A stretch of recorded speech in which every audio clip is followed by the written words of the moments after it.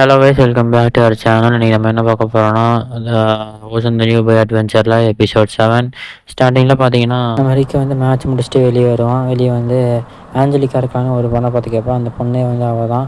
அதுக்கப்புறம் ரீக்கா இருப்பாள். அப்புறம் வந்து என்ன சொல்லுவான்னா, என்னோடய பவரை வந்து கொஞ்சம் அட்ஜஸ்ட் பண்ணணும், ரொம்ப ஓவர் பவராக இருக்கிற மாதிரி சொல்லிட்டுருப்பான். சரி அப்படியா, சரி அடுத்த மேட்ச்சுக்கு போகணும் வாங்கன்னு சொல்லிட்டு நம்ம ரீக்காவும் வந்து சொல்லுவாள். இவன் வந்து உடனே ஓடிடுவான். நம்ம ரீக்கா என்ன பண்ணுவான்னா, ஆஞ்சலிக்காவை தூக்கிட்டு ஒரே குதி தான், குதித்த குதியில் ஒரு மலையவே தாண்டிடுவா.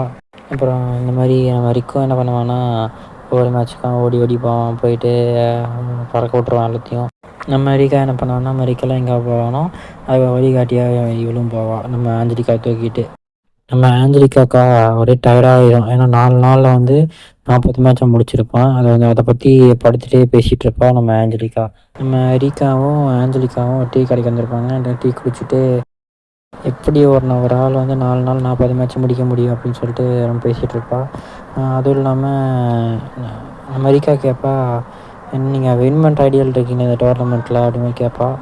அதுக்கும் இவளும் ஆமாம், ஆனால் இந்த ஆள் இருக்கும்போது நடக்காதுன்னு மாதிரி பேசிகிட்டு இருப்பாங்க 2 பேரும். நான் இந்த ஆள்னு யாரை சொன்னேன்னா நம்ம ரிக்கத்தான் சொன்னேன். ஈஸ்ட் லீகில் பிரான்ஸ்டன் கலந்துருக்காரு சொல்லுவாள். அதுக்கு ஆஞ்சலிக்காவும் பிரான்ஸ்டனை யார் தெரியுமா கேட்பா. அது வேறு யாரும் இல்லை, நம்ம ரிக்கை ட்ரெயின் பண்ணவரே அவர் தான். அவர் எஸ் ரேங்க் ஹண்டரா கிழிஞ்சு போன்னு சொல்லிட்டு இன்னொரு மான்ஸ்டர் வேறையா டோர்னமெண்ட்டாக கலந்துக்கிறானா அப்படின்னு சொல்லிட்டு ரொம்ப கவலைக்கூடமாக போயிடுவா நம்ம ஆஞ்சலிக்கா. இவனுங்க 2 பேர் இருக்கிற வரைக்கும் அவனால் ஜெயிக்க முடியாது, வாய்ப்பே இல்லைன்னு மாதிரி சொல்லிட்டா. நம்ம ரீக்காவும் யார் அவன் மாதிரி கேட்பா. அதுக்கப்புறம் நம்ம ஆஞ்சலிக்காவும் சமாளித்து இப்போ 40 வயசு ஆள் எங்கே போயிட்டான்னு மாதிரி கேட்பா. அதுக்கு அவர் சாக்கிங் போயிருக்காரு, டொரானியா சிட்டிக்கு வரையும் போயிருக்காருன்னு மாதிரி சொல்ல, அது 600 கிலோமீட்டரில் இருக்குது, எப்படி திரும்ப வருவாருன்னு நம்ம ஆஞ்சலிக்கா என்ன கேட்பான்னா, நீங்கள் ஏன் ரிக்கார்டு சுற்றிட்டே இருக்கிறீங்கன்னு மாதிரி கேட்பா. அதோட இருக்கும்போது எனக்கு வந்து போர் அடிக்கிறதே தெரியாது, நீங்கள் கூடவே இருக்கிறங்காட்டி நீங்கள் ரூமர்ஸ் பரவுது, நீங்கள் ரொம்ப லவ்வர்ஸ் இந்த மாதிரி பரவிட்டுருக்கு, திடீர்னு நான் தப்பாக எடுத்த கிடையாதுன்னு மாதிரி நம்ம ரீக்கா சொல்ல இவள் ஷாக்காயிடுவா. ஏன்னு பார்த்தா நம்ம ரீக்கா சொல்லுவாள், எனக்கு வந்து மாஸ்டர் மேலே ரொம்ப அஃபெக்ஷன் இருக்குது, ரிக்கு மேலே. இவளுக்காக ரொம்ப இதாகிடும், பிடிச்ச டம்ளர்லாம் பார்த்து நடுங்க ஆரம்பிச்சிடும். அப்படியா, சரி ஓகே, நான் எதுக்கு தப்பாக எடுத்துக்கலான்னு மாதிரி சொல்லுவாள். அழகான 2 பொண்ணுங்களே நான் உங்களுக்கு நேரத்தை நான் எடுத்துக்கலாமான்னு மாதிரி ஒரு குரல் கேட்கும்.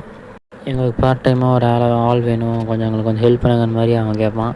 அப்புறம் அந்த சீனை கட் பண்ணிட்டு சாயந்தரமாகிடுது. அப்புறம் நம்ம ரிக்கு வந்து வேகமாக ஓடி வந்து பிரேக்கு பிடிச்ச மாதிரி நிற்கிறான். அப்புறம் நீங்கள் தான் ரிக்கு கிளாடியேட்டரா அப்படின்னு மாதிரி ஒரு குரல் கேட்குது. நான் தான் ஸ்னேப் ரீகரண்ட்டாக இருக்கேன், அதுவும் இல்லாமல் வெஸ்ட் லீகில் சேர்மேன் கமிட்டி மேனேஜராக இருக்கேன். அது மட்டும் இல்லாமல் உங்களுக்கு எப்படி எனக்கு தெரியும் அப்படின்னு நம்ம ரிக் கேட்பான். அதுக்கு இவனும், உங்களுக்கு தெரியாமல் இருக்குமா, நீங்கள் தான் வெஸ்ட் லீகில் வந்து குவாலிஃபை ஆகிருக்கீங்க அப்படின்னு மாதிரி சொல்லுவான். 2 பேரும் ஹேண்ட் ஷேக் பண்ணுவாங்க. அப்புறம் என்னாங்கன்னா, ஒருத்தன் வந்து இது மாதிரி ஆஞ்சலிக்கா இங்கே இல்லை அப்படின்னு சொல்லுவான். அப்படியா, சரி ஓகே, இப்போ உங்களுக்கு ஆஞ்சலிக்கா தெரியுமா? தெரியும், அவள் வந்து டெர்மன் ஃபேமிலியும் நாங்களும் ஓரளவுக்கு க்ளோஸ் தான் அப்படி மாதிரி சொல்லுவான். அப்புறம் நீங்கள் எப்படி ரிட்டையர் ஆனீங்க ஃபைட்டர்ஸ்லேருந்துன்னு கேட்பான் நம்ம ரிக்கு. நான் ஃபைட்டராக இருந்தது உங்களுக்கு எப்படி தெரியும் மாதிரி கேட்க, நம்ம 2 பேரும் ஹேண்ட் ஷேக் பண்ணும்போது நீங்கள் எந்த அளவுக்கு ஹார்டாக ட்ரெயின் பண்ணியிருக்கீங்க அதிலே தெரிஞ்சுது அப்படின்னு சொல்லுவான். அதுக்கு இவனும், நான் உங்கள்கிட்டருந்து எதிர்பார்த்தது தானே சொல்லிட்டு நினச்சிட்ருப்பான். என்னோடய 20 வயசில் வந்து நான் வந்து ஃபைட்டராக ஜாயின் பண்ணேன். அப்புறம் வந்து 23 வயசில் ரிட்டையர் ஆகிட்டேன். அதாவது ரொம்ப யங்கான வயசில் ஏன் ரிட்டையர் ஆனேன்னு கேட்கும்போது, நான் பல ஃபைட்டர்ஸ்லாம் வந்து கவனிக்க நினச்சேன், எப்படிலாம் ஃபைட் பண்ணுறாங்க அப்படின்னு. அதுவும் இல்லாமல் நான் அந்தளவுக்கு ஏற்ற மாதிரி நான் ஃபைட்டர்ஸை வந்து கொடுக்க ஆரம்பித்தேன் அப்படின்னு சொல்லுவான். நான் பழைய கதைகரமாக ரொம்ப பேசிட்டேன் மாதிரி நினச்சிட்டு பேசிகிட்டு இருப்பான் நம்ம மேனேஜர். அப்புறம் நான் கிளம்புறேன், ஆஞ்சலிக்கா கிட்ட கேட்டால் அதை சொல்லிடுங்க, ஆஞ்சலிக்காவை அதிகமாக விளையாட சொல்லாதீங்க அப்படின்னு சொல்லுவான். இவனுக்கும் ரொம்ப ஒரு மாதிரி ஆயிரும். அப்புறம் அவன் உடம்ப வந்து பார்த்துக்க சொல்லுங்கள். அப்புறம் இதை முடிச்சுட்டு அப்படியே உள்ளே போவான். உள்ளே போயிட்டு அந்த ஒரு பொண்ணு வந்து ஓடி வந்து பேசும். அவர்கிட்டையும் பேசுனீங்க, என்ன ஆச்சு, என்ன பிரச்சனை மாதிரி கேட்க, ஒன்றும் இல்லையே, ஏன் என்னாச்சு, அவர் தான் இந்த வருஷம் வந்து சாம்பியன்ஷிப்புக்கு வந்து டோர்னமெண்ட்டுக்கு வந்து ஸ்பான்சர் பண்ணியிருக்காரு, எங்களுக்கு ரொம்ப ஷாக்கான விஷயம், அதுவும் இல்லாமல் அவர் ட்ராகன் அதுதான் மெச்சுன்னு சொன்னாரா அப்படின்னு மாதிரி யோசிச்சுட்ருப்பாங்க. அப்புறம் ஆஞ்சலிக்கா தெரியும்னு சொன்னார் அப்படின்னு சொல்லிட்டு, அதுவும் இல்லாமல் இவர் வந்து கம்பெனி மூலிமா இவர் பார்ட்டிசிபேட் யாராவது பண்ணுறாங்களா அந்த மாதிரி நம்ம ரிக் கேட்பான். இவரே டோர்னமெண்ட்டுக்கு ஸ்பான்சர் பண்ணுறங்காட்டி எல்லாத்துக்கும் ஃப்ரீ ஸ்லாட் தான் அந்த மாதிரி சொல்கிறா. இந்த வருஷம் நிறைய பேர் ஜாயின் பண்ணிக்கிற மாதிரி 2 பேர் பேசிகிட்டு இருப்பாங்க, அந்த மாதிரி கேட்பான்.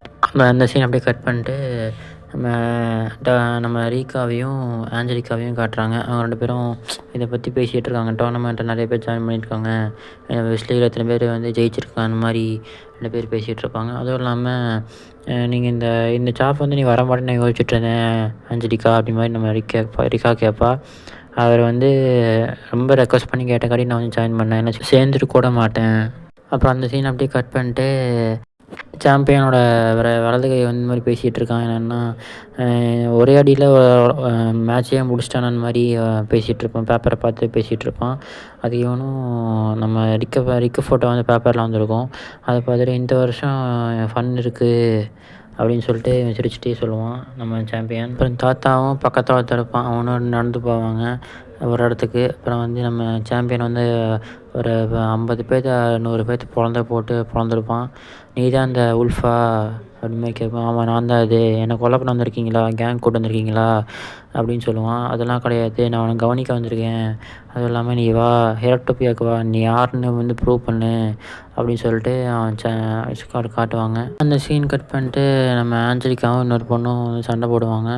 அப்புறம் அதை ரொம்ப ஸ்ட்ரெயின் பண்ணி சண்டை போட்டு ஜெயிச்சிருப்பா நம்ம ஆஞ்சலிக்கா. அதுக்கப்புறம் நம்ம ரிக்கோட ஃபைட் காட்டுறாங்க. அவன் எப்பயுமே ஒரு அடியில் வந்து கதையை முடிச்சிட்றான். அப்புறம் ஒவ்வொரு மேட்ச்லேயும் ரிக்கும் ஆஞ்சலிக்காவும் எப்படி ஜெயிக்கிறாங்கன்னு சொல்லிட்டு அப்படியே ஃபோட்டோ மாதிரி காட்டுவாங்க.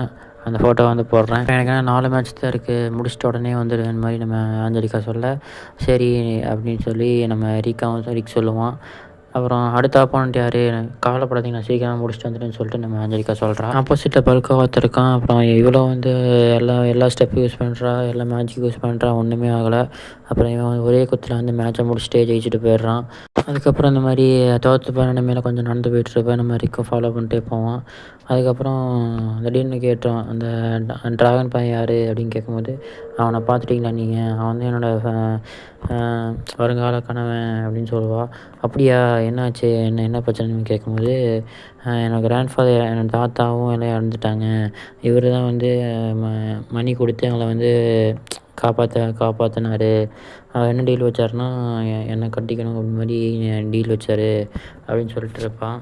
அப்படின்னா அவர் தான் அவனோட வருங்கால கணவனா அப்படின்னு சொல்லிட்டு 2 பேரும் கையை உதட்டி பேசிகிட்டு இருப்பான்.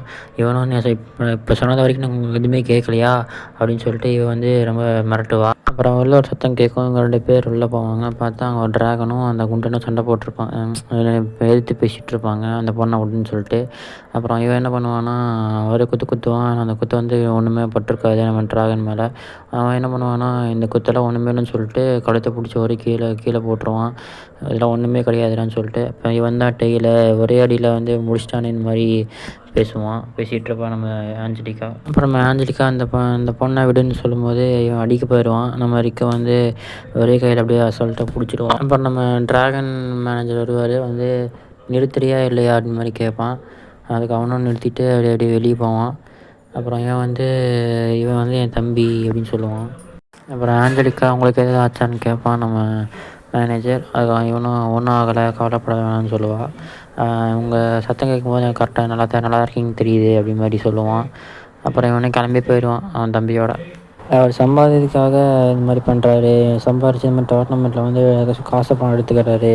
நம்ம வரைக்கும் ஒவ்வொரு ஆள் மேலே பெட் கட்டி அவன் பணம் எடுத்துக்கிறாரா அப்படின்னு சொல்லிட்டு வாய் மூடி விடுறான் நம்ம ரிக்கோட.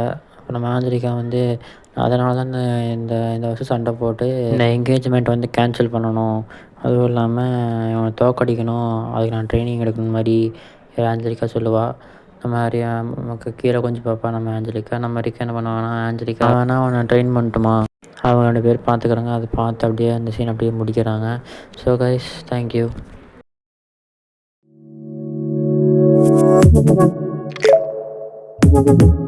Audio Jungle.